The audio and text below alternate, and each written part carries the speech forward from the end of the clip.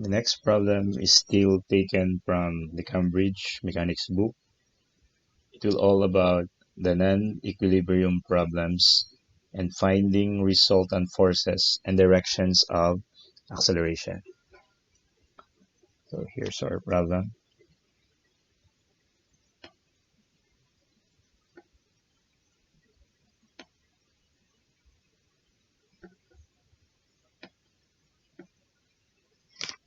A particle of mass 3 kilograms is attached to 3 ropes in the horizontal plane with forces of 2 Newton, 4 Newton, and 3 Newton as shown in the diagram. So the diagram is found on the right side. Now, find the direction of the subsequent motion and the acceleration. So we will be having two problems here: subsequent motion or the direction of motion, and also the acceleration. So if we're going to have problems like this, and then if we will be drawing our forces end to end, the result will be we will be having a quadrilateral, which is quite hard to answer.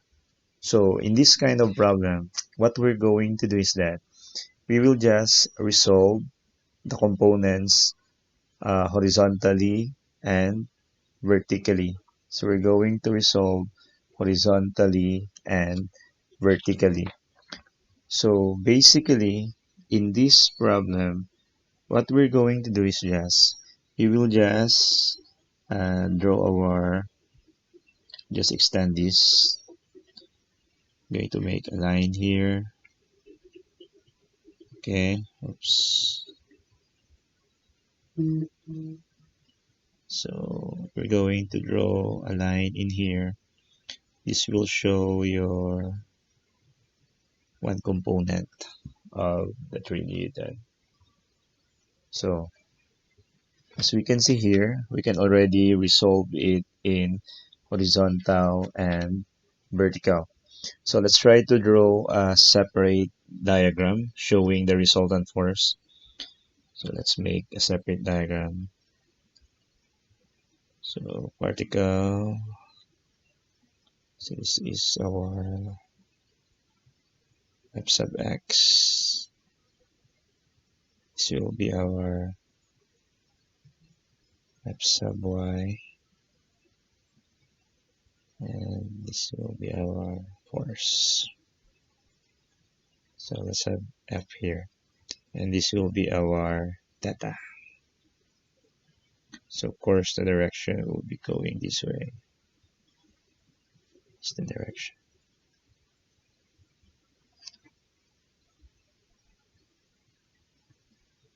Fx. Now, we will be resolving the Fx based on the given diagram here. So that is your horizontal or resolving horizontally. So that will be F sub x will be equal to, as you can see, the force on the right is 4. We have 4, of course. So the direction of this one will be going to the right, and this will be going downwards. So because of that, we can say that we will have, this will be plus 3 cosine 30 degrees, because this is on the adjacent side. Okay, this is on the adjacent side.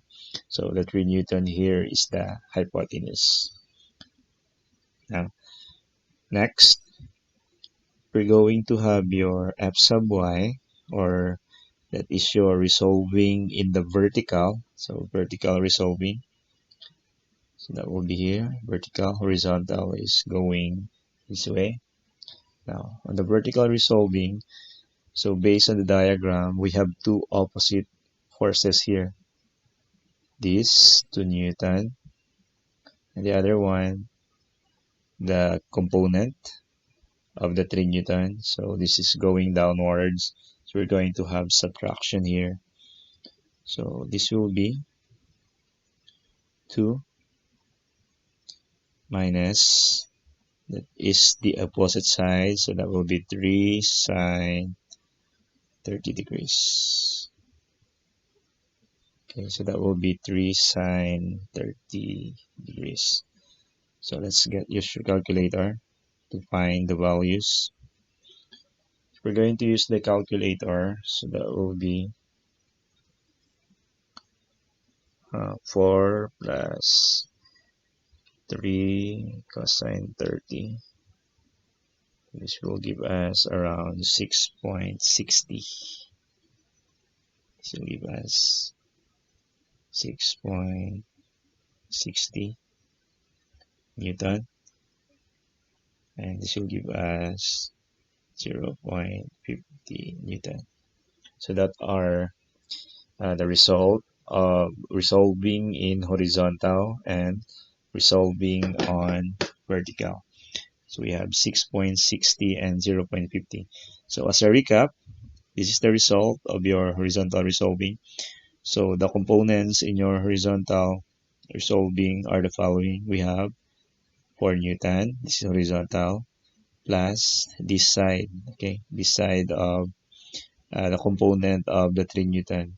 So since it is the adjacent side, that's why we have here 3 cos 30. So the result is 6.60. On the other hand, in the result of our resolving in the vertical, we have your f sub y. So we have two opposite. This is going upwards and this is going downwards. So that's why we have 2 minus, this is in the opposite, so that will be 3 sine 30. So if we're going to compute them, we're going to come up with 6.60 and 0.50. Now, the next thing that we're going to do is that we're going to use trigonometry to find the theta. Let's use trigonometry to find the theta. So based on the rule, to be able to find theta, we can have tangent theta. Tangent theta will be equal to f sub y all over f sub x, or the result of the vertical resolving all over the horizontal resolving, f sub y all over f sub x. So meaning to say that will become 6.60 all over 0.50. Okay, so we're going to solve for our theta. We will get the arctan, or the inverse of tan. So we're going to arrive with, okay, let's choose the calculator. It will be equal to 4.33 degrees. So we can say that the direction is 4.33 above the positive x direction. Again, we can say that the direction is 4.33 degrees above the positive x direction. So this is above the positive x direction. So next, we already have your theta. So the next thing that we're going to do, or we already have also the direction of motion. The next thing that we're going to do is that we're going to solve for the acceleration. So to solve the acceleration, we can just use the Pythagoras theorem to find the resultant. So remember that in your Pythagoras theorem, we can just have your c squared equals a squared plus b squared. So since the one that we draw on top for the diagram, separate diagram showing the resultant force is a right angled triangle. So meaning to say, we can just use the Pythagoras to find the given result of our f. So after that, after finding our f, or the resultant, we can already find your acceleration. So that would be f squared. That will be f squared is equal to, we're going to square the fx. That will be f sub x squared plus your f sub y squared. So the result will be equal to f is equal to, that will be a square root of 6.6 squared plus 0.5 squared.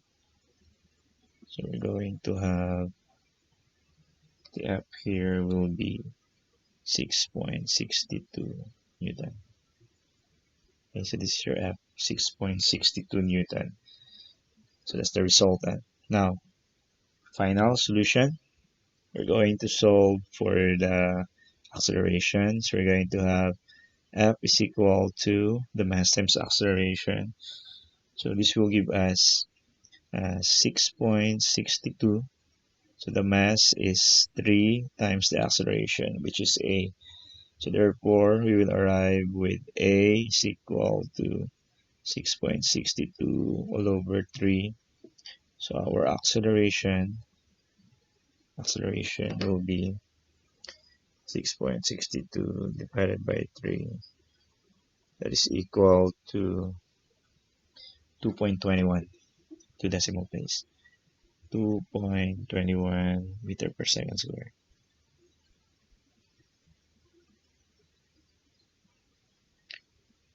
Meter per second square.